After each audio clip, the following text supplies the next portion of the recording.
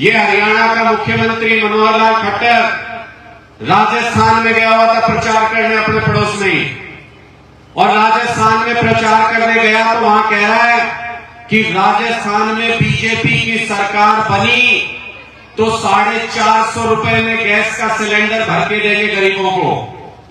450 रुपए में राजस्थान में सरकार बनेगी तो भर के देंगे। मैंने पूछा खट्टर साहब, 9 साल से हरियाणा में मुख्यमंत्री की कुर्सी तोड़ रहे हो बैठ बैठ के, यहां गरीब नहीं है क्या? यहां दे दो 450 रुपए में, हरियाणा में क्यों नहीं दे सकते? ये बोले राजस्थान में खट्टर साहब गए, बोले भाई राजस्थान के किसान का गेहूं जब होगा इस बार तो 2700 रुपए में खरीदेंगे, 2700 रुपए में गेहूं खरीदेंगे राजस्थान के किसान का। मैंने कहा खट्टर साहब कतई बवाड़ा समझ रहे हो क्या? राजस्थान के लोगों को बॉर्डर लगता है हरियाणा के साथ। हरियाणा में 9 साल से सरकार है, पीछे 150 रुपए जब बढ़ाए उसके बाद 2275 रुपए रेट बनता है बढ़ाने के बाद, और वो भी हरियाणा के किसानों को नहीं मिल रहा। पड़ोस में झूठ बोल के सपने दिखा रहे हैं कि 2700 रुपए दूंगा। क्यों? हरियाणा का किसान में क्या गड़बड़ है? हरियाणा के किसान में क्या कमी है? हरियाणा के किसान को 2700 रुपया प्रति क्विंटल क्यों नहीं मिल सकता गेहूं का दाम? इसका मतलब ये झूठ बोलते हैं। राजस्थान में भी नहीं देंगे, वहां सरकार गलती से बढ़ गई तो वहां भी नहीं देंगे। ये सिर्फ सरकार बनने से पहले झूठ बोलते हैं। और बागड़ा के लोग तो बहुत भोले हैं, बहुत प्यार देते हैं। जो भी यहां पे आया, जिसने भी यहां से राजनीति की, आपने चौटाला परिवार को उनके वादों पे यकीन करके यहां से चुन के भेजा, लेकिन उन्होंने आपकी पीठ में छुरा घोंपने का काम किया। उन्होंने कहा 5100 रुपए पेंशन करा दूंगा राज में आया तो। हो गई क्या 5100 रुपए पेंशन? झूठ बोला, दगा किया। जब आपके बीच में वोट मांगने आए तो उन्होंने कहा था कि ये बीजेपी वाले गोली चलाते किसानों पे, इनसे खराब कोई नहीं, इनके खिलाफ हमको वोट दे दो। उसी बीजेपी की गोद में जाके बैठ गए सरकार बनाने के लिए। पूरे किसान आंदोलन के दौरान जब हमारे किसान शहीद हो रहे थे सड़कों के ऊपर, अरविंद केजरीवाल जी की सरकार थी दिल्ली में, इन्होंने कहा मोदी जी ने कि सारे स्टेडियमों को जेल बनाने की परमिशन दे दो, जितने किसान आएंगे उनको दिल्ली के स्टेडियमों में बंद कर देंगे। केजरीवाल जी ने कहा मेरी कलम किसान के खिलाफ नहीं चल सकती, हस्ताक्षर नहीं किए, एक भी स्टेडियम को जेल नहीं बनने दिया। और जिसको किसानों ने वोट देके भेजा था हरियाणा से, जिसको जेजेपी पार्टी को वोट देके भेजा था, वो हमारे किसानों की लाशें गिरते देखते रहे सड़कों के ऊपर, लेकिन सरकार से बाहर आने की हिम्मत नहीं जुटा पाए, क्योंकि भ्रष्टाचार नस नस में भरा हुआ है। चौटाला परिवार के नस नस में भ्रष्टाचार भरा हुआ है। 24 घंटे ठेके खुलते हैं हरियाणा के अंदर। ये पीछे आपने खबर सुनी होगी, यमुनानगर में जहरीली शराब पी के मर गए 25 लोग। उससे पहले सोनीपत में ये खबर आई थी, उससे पहले पानीपत में ये खबर आई थी। हरियाणा के हर हिस्से में जहरीली शराब पी के लोग मर रहे हैं। किसके पास है ये शराब का विभाग? किसके पास है ये शराब का विभाग? इसी दुष्यंत चौटाला के पास है, जो 24 घंटे ठेके खुलवाता है। दिन के वक्त लीगल और रात के वक्त इलीगल तरीके से ठेके खुलते हैं। सारा पैसा इनके पास जा रहा है, सारा पैसा जा रहा है। और वोट किसका? वोट हमारा, आपका, आपका। आपके वोट लेके सरकार के अंदर बैठे उप मुख्यमंत्री बन के, लेकिन जनता की जान जाने से कोई फर्क नहीं पड़ता इनको। आज तक शराब घोटाले की कोई जांच हरियाणा के अंदर नहीं हुई। इतनी जानें चली गई, कोई जांच हरियाणा के अंदर नहीं हुई।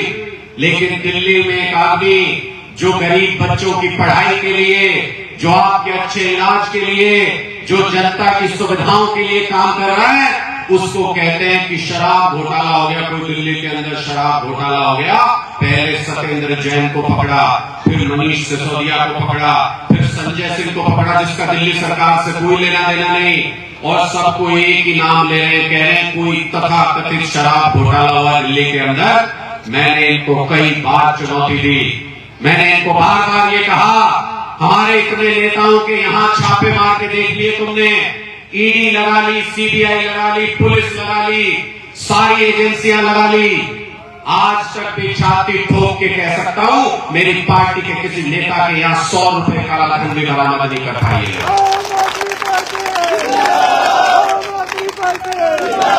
100 रुपए काला धन बरामद नहीं कर पाया हमारे किसी नेता के यहां से, लेकिन उसके बावजूद हमारे सारे बड़े नेताओं को जेल में डाल रखा है।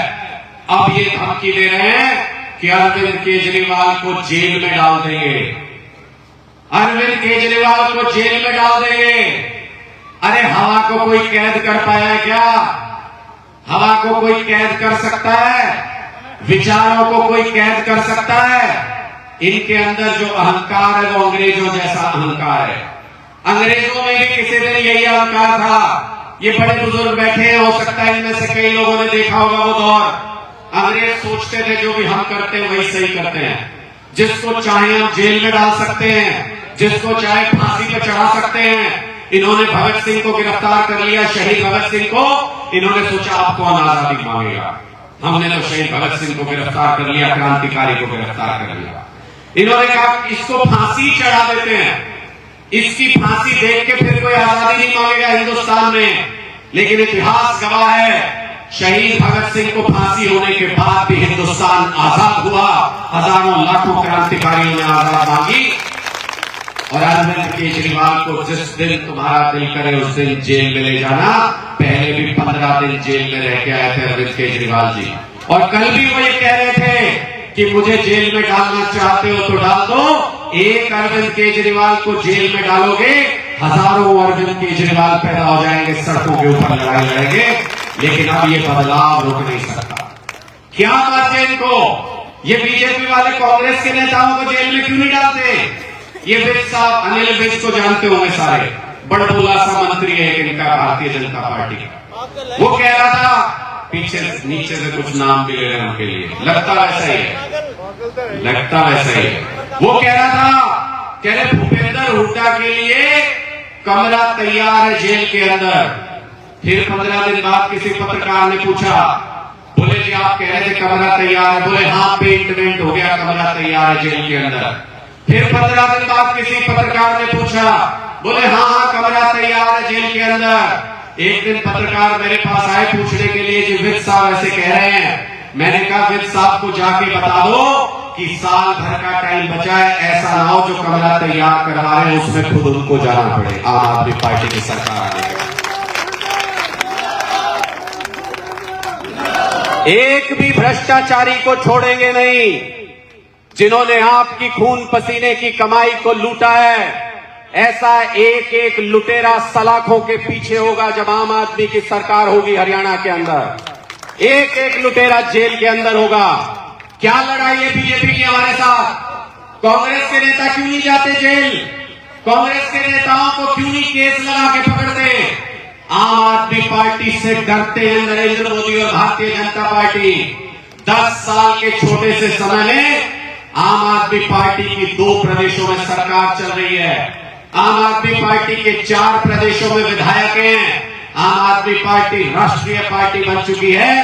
नरेंद्र मोदी जी को पता है कि अगर उनकी पार्टी का अंत लिखा है किसी के हाथों तो वो अरविंद केजरीवाल के हाथों लिखा है। और क्या करते हैं अरविंद केजरीवाल, जो 75 साल से राजनेता कर रहे हैं? कभी सुना कोई नेता जेल जाता है? कभी कोई नेता जेल नहीं गया। बीजेपी की सरकार आती है तो कांग्रेस के नहीं जाते, कांग्रेस की सरकार आती है तो बीजेपी के नहीं जाते। इससे पहले ये कहा जाता था कि नेता जेल नहीं जाया करते। अब क्यों नेताओं को जेल भेज रहे हैं आम आदमी पार्टी के नेताओं को? क्या कर रहे हैं अरविंद केजरीवाल? ऐसा समझना चाहिए, आप लोगों को ध्यान से सुननी चाहिए ये बात। अरविंद केजरीवाल ये कहते हैं कि हर गरीब अमीर के बच्चे को सरकारी स्कूलों में शानदार शिक्षा देके दिखाऊंगा। अरविंद केजरीवाल ये कहते हैं, आज के दिन क्या होता है भगवान न करे अगर किसी को कोई बीमारी आ जाए घर में, मैंने ऐसे गरीबों के घर देखे हैं कि घर बेचना पड़ता है उनको अपने इलाज कराने के लिए परिवार के लोगों का। अरविंद केजरीवाल कहते हैं किसी गरीब को अपना घर नहीं बेचना पड़ेगा, इलाज सरकार कराएगी, मुफ्त में कराएगी, सबका इलाज कराएगी। अरविंद केजरीवाल कहते हैं कि 24 घंटे बिजली मिलनी चाहिए। सोच के देखो 57 साल हो गए हरियाणा को बने हुए, आज भी 24 घंटे बिजली किसी एक गांव में आती हो। इन्होंने बड़े बड़े पोस्टर लगा दिए बीजेपी वालों ने कि 5700 गांव में 24 घंटे बिजली आती है। मैंने खट्टर साहब को कहा, मैंने कहा खट्टर साहब मैं भी आपकी तारीफ करना चाहता हूं, या तो मेरी गाड़ी में बैठ के चल पड़ो, नहीं तो अपनी गाड़ी में ले चलो, किसी एक गांव में ले चलो हरियाणा के अंदर जहां 24 घंटे बिजली आती हो। एक गांव में भी नहीं ले जा सकते। किसी गांव में 24 घंटे बिजली नहीं आती। बिजली के बिल आते हैं, लेके बिजली के बिल आते हैं लंबे चौड़े। अभी कुछ दिन पहले मैं एक गांव में गया हुआ था ऐसे ही कार्यक्रम में। एक वो आजकल खंभों पे मीटर लगा दिए इन्होंने, और वो जो बिजली कर्मचारी एक खंभे पे खड़ा होके खटाखट बिल फाड़ रहा था। जैसे ही मैं उसके पास से गुजरा, वो मुझे देख के मुस्कुराने लगा। उसको पता चल गया ये आम आदमी पार्टी वाले हैं। मैंने उसको कहा, मैंने कहा कोई नहीं, निकाल ले। 1 साल के बाद जितने मर्जी बटन दबा लियो मशीन के ऊपर, कोरा कागज निकलेगा मशीन में से, बिल नहीं निकलेंगे। हरियाणा में भी 24 घंटे बिजली देंगे, हरियाणा में भी मुफ्त बिजली देंगे। बिजली देना सरकार की जिम्मेदारी है, क्योंकि 24 घंटे हमसे टैक्स वसूल करते हैं। हमने दिल्ली के अंदर वादा किया कि हम मुफ्त बिजली देंगे। आज दिल्ली के 80% लोग मुफ्त बिजली का इस्तेमाल कर रहे हैं और 24 घंटे बिजली आती है दिल्ली में। हमने पंजाब में वादा किया, इन्होंने कहा दिल्ली में तो दे दिया, छोटी जगह है, पंजाब में नहीं दे पाओगे। सरदार भगवंत मान जी ने सरकार बनने के तुरंत बाद पंजाब में भी बिजली मुफ्त कर दी। आज पंजाब में 90% लोगों की बिजली मुफ्त है, 90% लोगों की। ये कोई कांग्रेस वाला है, एक दिन मेरे पास मेरे से बोला जी ये तो बात ठीक है आप बिजली मुफ्त देते हो, पर 300 यूनिट तक बिजली मुफ्त देते हो, 300 यूनिट के बाद क्या होता है वो बताओ मुझे। मैंने कहा भाई 300 यूनिट बिजली में 90% लोग आ जाते हैं और 10% जैसी तेरी शक्ल नहीं है, इसलिए तुझे बताने की जरूरत नहीं, तेरी तो मुफ्त हो जाएगी। भाई 10% में कौन लोग होते हैं? 10% में बड़े बड़े अफसर, बड़े बड़े बिजनेसमैन, साहूकार, उनको क्या जरूरत है मुफ्त बिजली की? जो आम घर आप अपने से लगा के देख लेना, कोई परिवार यहां जो व्यक्ति बैठा हुआ उसका परिवार ऐसा नहीं होगा जिसका 2 महीने का 600 यूनिट से ज्यादा बिल आता हो। शायद ही कोई परिवार गांव के अंदर ऐसा हो। सबका 600 यूनिट के अंदर बिल आता है। 600 यूनिट के अंदर बिल आने का मतलब आम आदमी पार्टी की सरकार आते ही 2024 से सबका बिजली बिल माफ होगा, 0 बिजली बिल आया करेगा, 0 बिजली बिल। ये वो क्रांति है जिसके लिए हम लड़ रहे हैं। ये माताएं बहनें इतनी बड़ी संख्या में बैठी है, इसलिए इनकी बात करता हूं। आप लोग दिल्ली में कभी भी चले जाना, आपको बटुआ निकालने की जरूरत नहीं है। किसी भी बस में बैठ के कहीं से कहीं तक सफर कर लेना। दिल्ली में कोई किराया नहीं लगता महिलाओं का, 0 किराया लगता है महिलाओं का। ये बुजुर्ग बैठे हमारे कुछ, अपने बच्चों को सारे बुजुर्ग कहते हैं तीर्थ करा दे, तीर्थ करा दे। अरविंद केजरीवाल एक ऐसा बेटा है दिल्ली का जिसने दिल्ली के लाखों बुजुर्गों को तीर्थ यात्रा करा दी। 60 साल से ऊपर के किसी भी बुजुर्ग के लिए दिल्ली में तीर्थ यात्रा फ्री है। रहना, आना जाना, खाना पीना सब कुछ दिल्ली सरकार कराती है, अरविंद केजरीवाल कराती है। ऐसी सरकार लाना चाहते हैं। बीजेपी सोचती है अगर सारे बच्चे पढ़ गए, अगर सारे बच्चे नौकरी लग गए, अगर सबकी बिजली मुफ्त हो गई, तो फिर ये सारे लोग अपने आप को छोड़ के सवाल पूछने लगेंगे कि सरकार काम कैसा कर रही है। ये कोई नहीं चाहता कि सरकार से सवाल पूछा जाए। ये बीजेपी नहीं चाहती, ये कांग्रेस नहीं चाहती। ये कांग्रेस वालों को भी पीछे ये बीमारी हुई, इनको लगा कि भाई ये जो वादे करते हैं ना आम आदमी पार्टी वाले, इसकी वजह से शायद ये जीतते हैं। इन्होंने भी ये कहना शुरू कर दिया, भूपेंद्र हुड्डा ने जगह जगह घूम के बोले मैं भी दे दूंगा 300 यूनिट बिजली फ्री। कोई एक ताऊ बैठा था ऐसा ही किसी सभा में, उन्होंने कह दिया हुड्डा साहब एक बात बताओ, घर के जो आपके प्रॉपर्टी के कागज है वो जब कभी जरूरत पड़े तो असली वाले काम आते हैं कि फोटोकॉपी भी चल जाती है? असली काम आते हैं कि फोटोकॉपी भी चल जाती है? आपसे ही पूछ लेता हूं। मोदी भी गारंटी देने लग गया। मोदी भी गारंटी देने लग गया। असली जो आपके घर के प्रॉपर्टी के कागज वो काम आते हैं समय पे। उन बुजुर्ग ने ये कहा कि जब हमारे पास फ्री देने वाला ओरिजिनल अरविंद केजरीवाल मौजूद है तो हमें फोटोकॉपी की क्या जरूरत है, क्या जरूरत है फोटोकॉपी। 10 साल पहले कौन था मुख्यमंत्री हरियाणा में? कौन था 10 साल पहले मुख्यमंत्री? किसकी सरकार थी? कितने साल तक थी? तो मुफ्त बिजली देनी थी तो दे देता। अनुराग ढांढा गया था कि उसका हाथ पकड़ने की उठा सब साइन मत कर दियो कि बिजली मुफ्त हो जाए। हमने तो नहीं कहा। आप 10 साल मुख्यमंत्री थे, दे देते मुफ्त बिजली। जब सरकार में थे तो आम आदमी याद नहीं आया। आज जब सरकार से बाहर बैठे हैं तो कहते हैं ये दे दूंगा वो दे दूंगा। दे देते भाई, अपना समय था तुम्हारे पास, सरकार ही नहीं जाती तुम्हारी। लेकिन अब वक्त बदल गया, अब आम आदमी का वक्त है। अब आम आदमी सरकार बनाएगा और अपनी सरकार खुद चलाएगा। दिल्ली में चल रही है, पंजाब के अंदर चल रही है, अब हरियाणा में 2024 में बारी है आप लोगों की। चूक मत जाना किसी भी हालत में। मैं आपके बीच में उदाहरण देके बता देता हूं, 2 मिनट में और अपनी बात रखूंगा। मैं आपके बीच उदाहरण देके समझा देता हूं। आपकी सरकार 24 में आने जा रही है, इसमें कोई दो राय नहीं। पिछले 1 साल के अंदर 950 गांव के अंदर जाके मैंने जनसभाएं की है, लोगों का माहौल देखा है, गांव का माहौल देखा है। कोई ताकत रोक नहीं सकती हमारी सरकार आने से। बस एक चीज का ध्यान रखना कि जब ये बदलाव आए उसमें बाढ़ा पीछे ना रह जाए। आपके बच्चों के लिए शानदार स्कूल बनवा के रहेंगे। हरियाणा का एक एक बच्चा शानदार शिक्षा हासिल करेगा, एक एक बच्चे को रोजगार मिलेगा। ये बोला आपके चौटाला परिवार का नया लाल आया था, ये बोला कि 75% आरक्षण दिलवा दूंगा प्राइवेट नौकरियों में। 2 साल पहले झुंझुना पकड़ा दिया सबके हाथ में, एक नौकरी नहीं लगी प्राइवेट सेक्टर में इस कानून में। और कल हाईकोर्ट ने पटक के मारा, बोले फर्जी कानून है, सही से बनाया नहीं तुम लोगों ने। रद्द कर दिया कानून हाईकोर्ट ने। अगर ये चाहते तो सही कानून बना सकते थे। जानबूझ के ऐसा कानून बनाते हैं जो कोर्ट में जिसको कैंसिल कर दिया जाता है। 30 परीक्षाएं हमारे बच्चे एग्जाम देने जाते हैं कि परीक्षा पास करूंगा तो नौकरी लगूंगा। 30 पेपर लीक हो गए इनके राज में, 30 पेपर लीक हो गए। लाखों बच्चे जिन्होंने पेपर दिया कभी नौकरी नहीं लग पाए, इन्होंने पेपर बेच दिए। इन्होंने आपके बच्चों का हक बेच दिया, आपके बच्चों की नौकरी बेच दी, भ्रष्टाचार किया। जब हमारे बच्चों को सरकारी या प्राइवेट नौकरी नहीं मिल सकती तो ये सरकार किस काम की है? जब किसानों को मुआवजा नहीं मिल सकता, फसल का दाम नहीं मिल सकता तो ये सरकार किस काम की है? जब हमारे बच्चे अच्छे स्कूलों में नहीं पढ़ सकते तो किस काम की ये सरकार है?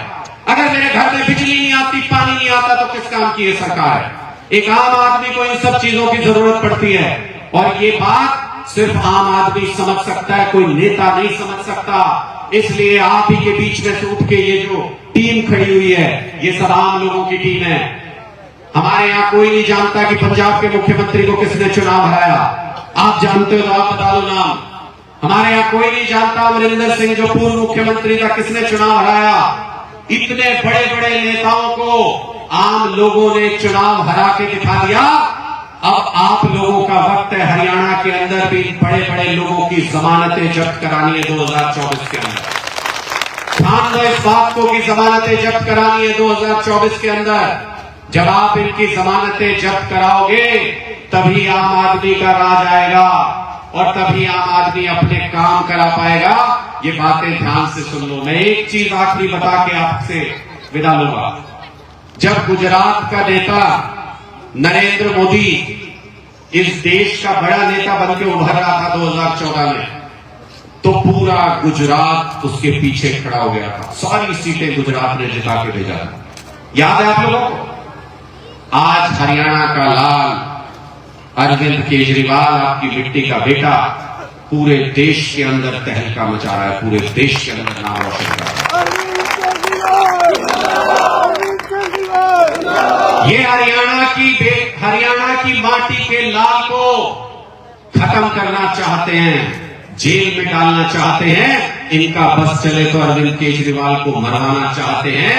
मैं ये जानना चाहता हूं कि हरियाणा अपने बेटे का साथ देगा कि नहीं देगा। जब गुजरात के लोग अपने बेटे का साथ दे सकते हैं, नरेंद्र मोदी को प्रधानमंत्री बनवा सकते हैं, आज उस गुजरात में आपके हरियाणा के बेटे को 41 लाख वोट मिले, गुजरातियों ने 41 लाख वोट दिए, तो फिर हरियाणा के लोग अपने बेटे के पीछे क्यों नहीं खड़े हो सकते? हम भी पूरी ताकत के साथ उनके साथ खड़े हो सकते हैं, हम भी अपने बेटे के साथ खड़े हो सकते हैं। पूरे हिंदुस्तान में नहीं, पूरी दुनिया में हरियाणा का नाम रोशन किया अरविंद केजरीवाल ने।